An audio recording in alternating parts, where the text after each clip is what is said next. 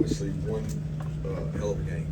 Great atmosphere, a lot of respect for Alabama's team, their fans, the venue. It was one hell of a game. Tale of two halves.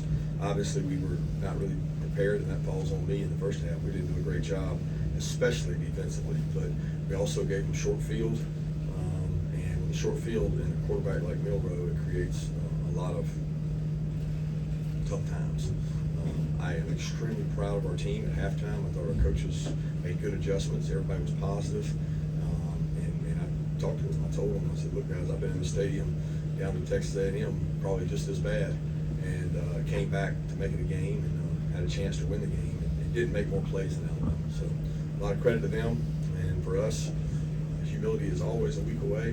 We got to go get ready for another tough opponent coming to our place. So that'll open it up. Kirby, what did you do different in the second half to kind of defend Milroe versus the first half? Well, we probably weren't as aggressive. We were more aggressive in the first half and took some chances and probably got hit on some things that they did a good job of packaging run and pass with him. And he's hard to defend, but when he's 28 of 31 or what was it, at halftime he was, I don't know what it was, but it was not very many incompletions. He's really hard to defend. So you have to pick your poison. Do you want the guy to take off and beat you running? Do you want him to play loose coverage and try to keep eyes on him so he doesn't take off? He ran the ball well on the perimeter, and we lost contain. And then he also threw the ball well, which made it really tough. In the second half, we played some tighter coverage. We made some stops, and we possessed the ball in offense. And we just, when you make stops, you give yourself a chance. Can you talk about Ryan Williams, Kirby, and his... Great player. I mean, I got asked by the game day crew before the thing about what are you going to do special for Ryan Williams. And I said, we can't do anything special for Ryan Williams. They got a guy back there, quarterback, that could be the best running back in the country, and he throws the ball. So you can't put two people on Ryan Williams. You can't do it. You got to make him make throws. And we've known Ryan for a long time. He came to our place on several visits. He's such a great kid. He's extremely fast and elusive. He's got great ball skills. Malachi had really good coverage on him on a double move. He got on top of Malachi. And if I had to do it over again, we would challenge him more and get up on him. We were off a lot. But the play he made was actually in press coverage there late. And, that's okay to give that up. That's hard. But we caught that ball in them. You got to tackle him. You got to get him on the ground, make him snap it again. And we had momentum, make him drive it through. But we didn't get him on the ground. And that's the biggest fatal flaw of that play. Kirby, you're known for having unbelievable game plans with 2 weeks to prepare. What did they do to surprise you in that first half? I was surprised. We turned the ball over, I don't know how many times, 2 or 3 in the short field, and they did a really good job in the red area. We were going to make Milroe throw the ball in the red area to beat us. We didn't have to. He ran around us. We had our best player on him on 4th and 1, and he outran him to the sideline and then turned up and scored. He ran outside of a blitz defense that we got more people than they can block in there, and he ran what we call a moon sweep outside. And he's a really good football player. He's a really good football player. So, if you could just stop him and not worry about him throwing it, I think you could do it. But when he's throwing it well and they're catching it well, really hard to stop. Kirby, what was your message to your defense after the first several drives where they obviously were getting stops? Get stops. We got to get stops. You know what I mean? Play by play. We got to do a better job. We got to settle down. We got to communicate well. If you go back, the first drive, we're 3rd and 7, and we worked all week on. They go fast on 3rd down. They hard count. They look to see what you're in, and we practiced that all week. And we talked about not jumping off sides. We jump off sides, and they're deadly in 3rd and 2. They're hard to stop in 3rd and 2. So we got a 3rd and 7, 3 and out. Going to get the ball. Doesn't happen, and they score. And then they score, and then we turn over and they score. It was tough sledding for sure, and I give them a lot of credit. They did some different things, very similar plays, but they had different looks to it. They did a good job with their backs out of the backfield too. You're now 1-6. Back in the first half compared to what he was able to do late in the fourth. Say that again. How do you evaluate Carson Beck from what he did in the first half to what he was able to do late in the fourth? Well, I don't know that there was a huge difference. We had 4 downs to do everything in the second half, so the 4 downs made a big difference. When you got 4 downs, you got a couple of waste in there.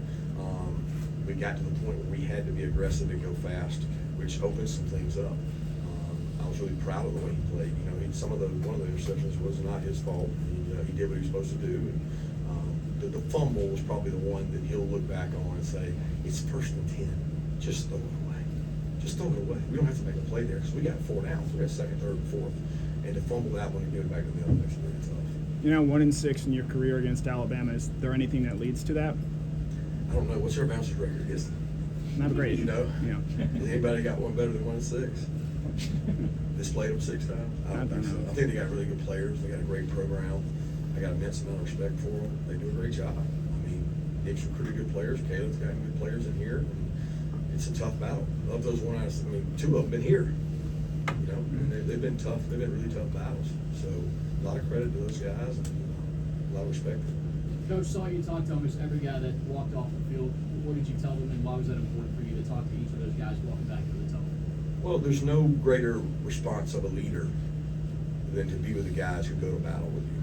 And those kids went to battle tonight. Look, no mistake about it. That group we got in there, man, they're connected. They're proud. They got pride. And I told them, I said, guys, I don't know what the second half's going to look like, but I do know this. When we watch it, we're going to find out a lot about ourselves. We're going to see what kind of character we got. And I'll be honest with you, I thought we were a team that was in really good shape. I thought that we could play them into the 4th quarter. Once we had we were in the situation we were, we just had to get one moment at a time. And I didn't want to walk off the field without, telling each one of them how much I appreciated how they responded to it. It was pretty tough adversity there. Going off that, after Kentucky, you said that taught you a lot about your team. Is there anything different that tonight's loss showed you? We can't turn the ball over and win games. I mean, we know that. We've been one of the few teams that hasn't done that, but we flirted with it, and we had, several times tonight that we turned it over. And we were more explosive, but so were they. And they're an extremely explosive team. I mean, they're going to be explosive all year because they're explosive playmakers. But I know the team I got in that room. I didn't learn anything tonight that I didn't already know because they're fighters. What did you see on the Carson's deep shot to Dylan? The go-ahead Last touchdown. It's a great play designed by Mike, and we thought that it was there all week. It had to be the right look, and I thought it was a great call. I didn't even know at the time he called it, but it was one of those that we thought we could take advantage of their aggressiveness. They got some really aggressive safeties, and he bid on it, and it was a great throw by Carson. It was a great play. Any update on Jared Wilson? He came back in, I think. Yeah. Okay. Kirby, just offensively, what's kind of led to a little bit of the inefficiencies on 3rd down? Well, tonight it's hard to judge. Because 3rd down was 2nd down. So I can't, say tonight. I mean, we were behind so early. This was a hard game to evaluate from an offensive standpoint when it's that quick. You know what I mean? And I do think we got to communicate better. We got to execute at a higher level. And that was one of the things we said coming out of Kentucky. But look, it's hard to communicate in that environment. I've been in this league a long time. You go call a play and try to get 11 people on the same page and execute while not being vanilla. It's a challenge, and they make it tough playing on the road, and we got to do a better job of executing at a high clip. I mean, we get a max blitz, we check to a screen, it's a great call, it's the perfect thing to do, and the guy misses it, and he didn't see the signal, and we throw a pick, so it's like, you can't do those things against good teams and win. Mikel makes his return tonight. What did you see in him? Were you having to get back, or just what he was able to do? Just a love for the university. I mean, he had 24, 25 people here tonight. His mom lives right down the road.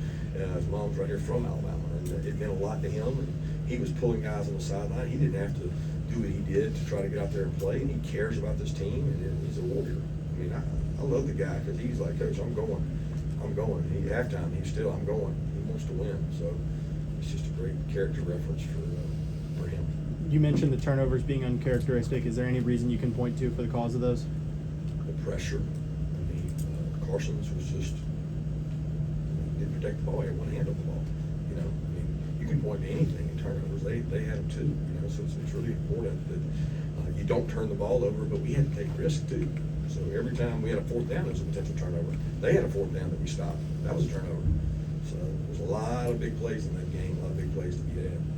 When you go down that early, what did you see from your guys on the sideline, and why were they not able to just go down out of themselves? Why were they able to fight that? Yeah, because we're not built like that. I mean, we're not going to do that. I mean, that's not who we are. We fight too much each day out of practice to sit down and quit. I mean, they had a great response in halftime. I thought that was great the way they handled it. What was your message to Arian when something like that goes down on a critical down? What's that? Which one? When the bus is assigned to coach? Oh, next play, man. Next play. Next moment. I mean, shoot. Aaron made some plays in that game too. You know what I mean? So it's one of those deals. It's a boxing match, and he didn't let it affect him. He just went and played the next play. That's all you can do is play the next play, man. You just keep playing the next play. Got time for one more question? Anybody? All right, thanks, Coach. Guys.